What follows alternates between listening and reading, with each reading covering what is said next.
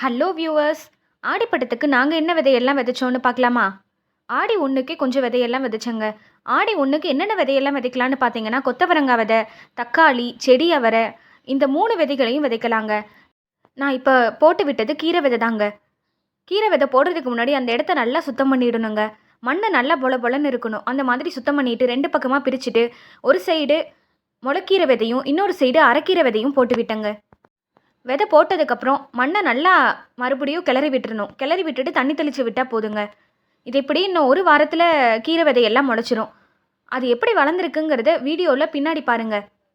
அதுக்கப்புறம் பார்த்தீங்கன்னா கத்திரிக்காய் விதை. கத்திரிக்காய் விதை இந்த மாதிரி தான் குட்டி குட்டியாக இருக்குங்க. இதுவும் நான் அந்த நர்சரியில் வாங்கினது தான். அந்த நர்சரி வீடியோ நீங்கள் பார்க்கலன்னா என் சேனல் இருக்க போய் பாருங்கள்.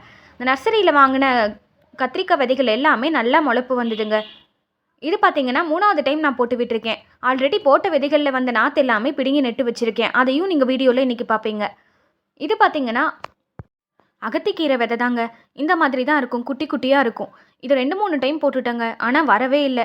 இந்த டைமாவது வரும்னு நினைக்கிறேங்க. இந்த அகத்திக்கீரை பார்த்தீங்கன்னா சிவப்பு பூ இருக்கும்ல, அந்த அகத்திக்கீரை தாங்க. இதில் 2 வெரைட்டி இருக்குது, வெள்ளைப்பூ, சிவப்பு பூ இருக்குது. நான் போட்டது சிவப்பு பூ தாங்க. இது பார்த்தீங்கன்னா புளிச்சக்கீரை விதை தாங்க. புளிச்சக்கீரையில் நிறைய அயன் சத்து இருக்குது. நான் இப்போ போடுறது பார்த்தீங்கன்னா இந்த இலை வந்து நல்லா க்ரீன் கலரில் இருக்குது இலைங்க. சிவப்பு கலர் இலையும் இருக்குது, க்ரீன் கலரும் இருக்குது. நான் போட்டது வந்து பச்சை இலைங்க. அந்த விதை தான் போட்டு விட்டுட்ருக்கேன். ஆல்ரெடி ஒரு செடி வந்தது, அது சரியாக வரல, அதனால பிடுங்கி போட்டுட்டேன். இப்போ மறுபடியும் விதை போட்டு விட்டுருக்கேன். அடுத்து பார்த்தீங்கன்னா இது சுண்டக்காய் விதை தாங்க. சுண்டக்காய் விதை போடும்போது ஓரமாக எந்த செடிக்கும் டிஸ்டர்பன்ஸ் இல்லாமல் போட்டு விடுங்க. ஏன்னா இது நல்லா அடர்த்தியாக வளரும். நானும் ஓரமாக ஒரு இடத்த சுத்தம் பண்ணிவிட்டு அந்த இடத்துல தான் போட்டு விட்டுருக்கேன். இந்த விதையும் போட்டு விட்டு நல்லா மண்ணை கிளறி விட்டுட்டு தண்ணி தெளித்து விட்டால் போதுங்க. இந்த விதை என்னென்னு தானே பார்க்குறீங்க? சங்குப்பூ விதை தாங்க. இது 2 அடுக்கு சங்குப்பூ, ப்ளூ கலரில் இருக்குங்க. 2 அடுக்காக இருக்கும், ஒரு மாதிரி சுருளாக வரும், அந்த மாதிரி இருக்க பூ தாங்க. இது பார்த்தீங்கன்னா கொத்தவரங்காய் விதை தான் போட்டு விட்டுருக்கேன். இதுவும் அந்த நர்சரியில் தான் வாங்கினது. இது எப்படி முளைப்பு திறன் இருக்க போகுதுன்னு தெரியலங்க.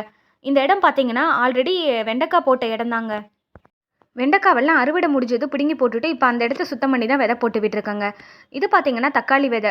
நான் ஆல்ரெடி வீட்டில் இருந்த விதையை வச்சு தான் போட்டு விட்டேன். அந்த விதையிலே 2 தக்காளி செடி வந்ததுங்க. அதை நீங்கள் வீடியோவில் பார்த்துருப்பீங்கன்னு நினைக்கிறேன். நல்லா கொத்து கொத்தாக தக்காளி வந்தது. இதில் எந்த மாதிரி செடி வரப்போகுது, எந்த அளவுக்கு காய் கொடுக்க போகுதுன்னு தெரியலங்க. தக்காளி விதையும் போட்டாச்சுங்க. போட்ட விதைகள்லாம் எந்த அளவுக்கு முளைச்சிருக்குன்னு பார்க்கலாமா? இது பார்த்தீங்கன்னா 10 நாளுக்கு அப்புறம் புளிச்சக்கீரை மட்டும் முளைச்சிருந்ததுங்க. அதுவும் ஒரு செடி தான் வந்தது. அதுக்கப்புறம் பார்த்தீங்கன்னா தக்காளி, கத்திரிக்காய் அது எல்லாமே வந்துருச்சுங்க. இது கொஞ்சம் பெருசானதும் தனித்தனியாக நாற்று எடுத்து வைக்கணுங்க. புளிச்சக்கீரை ஒரே ஒரு செடி தான் வந்திருந்தது. கொத்தவரங்காய் பார்த்தீங்கன்னா ஒரு 4 செடி தான் வந்தது. பெருசாக முளைப்பு திறன் எதுவும் இல்லைங்க. இதெல்லாம் கீரை தாங்க. கீரை எந்த அளவுக்கு முளைச்சிருக்கு பார்த்தீங்களா? நல்லாவே க்ரோத் ஆகிருந்தது. கீரை விதை எல்லாமே நல்லா இருந்ததுங்க. 2 பக்கமும் நல்லா வளர்ந்துருந்தது. இது மட்டும் இல்லைங்க, பக்கத்தில் 2 இடத்துலையும் நான் போட்டு விட்டுருந்தேன். அந்த இடத்த தான் நீங்கள் பார்த்துட்ருக்கீங்க. கொஞ்சம் கொஞ்சம் விதை தாங்க போட்டேன், அதனால தான் அங்கங்கே இருக்குது. இந்த இடத்துலையும் நான் போட்டு விட்டுருந்தேங்க. இந்த இடமும் சுத்தம் பண்ணிவிட்டு விதை போட்டு விட்டுருந்தேன். இது பார்த்தீங்கன்னா ஆடி 18 அன்னைக்கு போட்டு விட்ட விதைகள் தான். ஃபஸ்ட்டு நீங்கள் கருப்பு கலரில் பார்த்தது வெண்டைக்காய் விதை. இது பார்த்தீங்கன்னா கொத்தவரங்காய் குட்டியாக 2 இருக்குது பாருங்கள், அது முடக்கத்தான் கீரை விதை. இது பார்த்தீங்கன்னா அவரைக்காய், இது புடலங்காய். அடுத்து இது பார்த்தீங்கன்னா பீக்கங்காய். இந்த சைடு இருக்குது பாருங்கள், இது சொரக்காய். இந்த பக்கம் இருக்குது பாருங்கள், இது பாவக்காய். அது பக்கத்தில் இருக்கிறது வெண்பூசணி விதை தாங்க. ஆடிப்பட்டத்துக்கு நீங்கள் என்ன விதையெல்லாம் போட்டு விட்டீங்கன்னு கீழே கமெண்ட் பண்ணுங்கள். இப்போ அவரைக்காய் விதை தாங்க போட்டு விடுறேன். அவரைக்காய் விதை இங்கே வீட்டில் இருந்த கொடியிலேருந்து பறிச்சது தாங்க. செடியிலே நல்லா காய விட்டுட்டேன். காய விட்டு அதுக்கப்புறம் அந்த விதையை எடுத்து வச்சேங்க. அந்த விதையை தான் இப்போ போட்டு விட போகிறேன். 4-5 விதை போட்டு விட போகிறேங்க. ஏன்னா எந்தெந்த விதை முளைக்கும்னு தெரியாது. அதனால 4-5 போட்டு விட்டோன்னா அதில் ஏதாவது 2 செடியாவது முளைக்குள்ள, அதனால 4-5 போட்டு விடுறேன். அடுத்த விதை என்ன போடுறேன்னு பார்த்தீங்கன்னா பீர்க்கங்காய் விதை தாங்க. இந்த பீர்க்கங்காய் விதை பார்த்தீங்கன்னா இந்த மாதிரி மேலே ஷார்ப்பாக இருக்கிறத வந்து மேலே இருக்கிற மாதிரியும், தட்டையாக இருக்கிறது கீழே இருக்கிற மாதிரியும் மண்ணில் வைக்கணுங்க. அப்படி வச்சிங்கன்னா தான் சீக்கிரமாக அது முளைக்க ஆரம்பிக்கும். இது பார்த்தீங்கன்னா விதை போடுறதுக்கு முன்னாடி இந்த இடம் ஃபுல்லாக சுத்தம் பண்ணிட்டேங்க. அதில் இருந்த கல்லெல்லாம் எடுத்து போட்டுட்டு 2 நாளாக தண்ணி விட்டு அந்த இடத்த செட் பண்ணி வச்சுருக்கேன். அப்போ தான் விதை போடும்போது சீக்கிரமாக வளருங்க. வளர்கிறதுக்கும் அதுக்கு ஈஸியாக இருக்கும். இதுவும் ஒரு 4-5 விதை விதைச்சி விட்டேங்க. ஏன்னா இதில் எந்த அளவுக்கு முளைப்பு திறன் இருக்குன்னு தெரியல. இந்த விதையும் நான் நர்சரியிலேருந்து தான் வாங்கினேன். இப்போ பார்க்குறது பார்த்தீங்கன்னா புடலங்காய் விதை. அதில் ஒரு விதை நான் ஏற்கனவே வச்சுருந்தேன். அந்த விதையும் இந்த டைம் போட்டு விடலான்னு போட்டு விட்டுருக்கேன். விதைகள்லாம் எந்த மாதிரி போட்டு விட்டால் சீக்கிரமாக முளைக்கும்னு உங்களுக்கு தெரிஞ்சால் கீழே கமெண்ட் பண்ணுங்கள். எனக்கு இந்த மாதிரி தாங்க தெரியும். நான் அதனால இந்த மாதிரியே விதையெல்லாம் போட்டு விட்டேன். ஏன்னா வீட்டு தோட்டம் தானே பொறுமையா வளரட்டும்னு விட்டுட்டேங்க. இது பார்த்தீங்கன்னா பாவக்கா விதை. இந்த விதையும் அதே மாதிரி தான் ஷார்ப்பா இருக்கிறது மேலே வர மாதிரி, தட்டையா இருக்கிறது கீழ வர மாதிரி மண்ணுல வைக்கணுங்க. அப்படி வச்சீங்கன்னா தான் சீக்கிரமா வரும். ஆனா இந்த பாவக்கா விதை மட்டும் பார்த்தீங்கன்னா, ஒரு 10லிருந்து 13 நாள் கண்டிப்பா ஆகுங்க. அதுக்கப்புறம் தான் முளைக்க ஆரம்பிக்கும். ஆனா அதுவரைக்கும் மண்ணு காயாம கொஞ்சமாவது தண்ணி தெளிச்சுட்டே இருக்கணுங்க. இது பார்த்தீங்கன்னா சொரக்கா விதை தான். இதுவும் ஒரு 4, 5 விதை நட்டு விட்டுருக்கேன். அதே மாதிரி தாங்க மேலே ஷார்ப்பா இருக்கிற இடம் மேலே வர மாதிரி நட்டு விட்டுருக்கேங்க. மண்ணெல்லாம் நல்லா ரெடி பண்ணி வச்சதுனால, மண்ணுல வச்சதுமே விதை நல்லா உள்ள போயிடுச்சுங்க. பக்கத்துல ஏற்கனவே பந்தல் போட்டு விட்டுருக்கோம். அதுக்கு கீழ தாங்க வச்சிருக்கேன். ஏன்னா பந்தல்ல ஏத்தி விட்டுறலாம். ஈஸியா இருக்கும். அதுக்காக தாங்க. இப்ப நீங்க பார்க்குற விதை பார்த்தீங்கன்னா, முடக்கத்தான் கீரை விதை தாங்க. இந்த விதை பார்த்தீங்கன்னா, சின்னதா உருளையா இருக்கும். நீங்க வெண்டைக்காய் விதை பார்த்தீங்கல்ல, அதே மாதிரி தான். அத விட கொஞ்சம் சின்ன சைஸ்ல இருக்கும். இதுல பார்த்தீங்கன்னா, ஹார்ட் இன் ஷேப் வரும். அதுதாங்க முடக்கத்தான் கீரை. அந்த விதைய தான் நான் எடுத்துட்டு வந்திருந்தேன். வெளிய ஒரு செடியிலிருந்து எடுத்தேங்க. அந்த விதையும் நட்டு விட்டுருக்கேன். 2 விதை போட்டா போதுங்க. அது கண்டிப்பா முளைச்சிரும். இது பார்த்தீங்கன்னா, வெண்பூசணி விதை. இதுவும் நர்சரியில தான் வாங்குனேன். ஆல்ரெடி இந்த விதை போட்டு விட்டுருக்கேன்.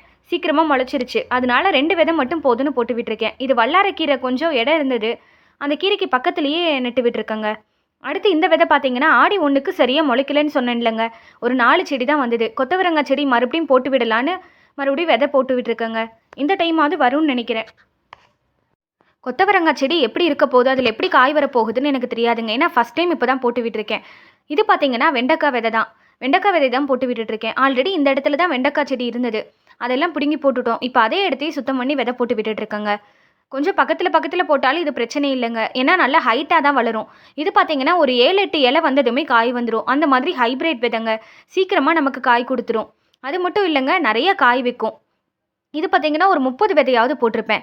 இது தாங்க கத்திரிக்காய் நாத்து. இந்த நாத்து தான் அந்த குட்டி குட்டியா இருந்த நாத்துலேருந்து எடுத்து கொஞ்சம் பெருசானதும் எடுத்து வச்சது. எவ்வளோ ஹெல்தியா இருக்கு பார்த்தீங்களா?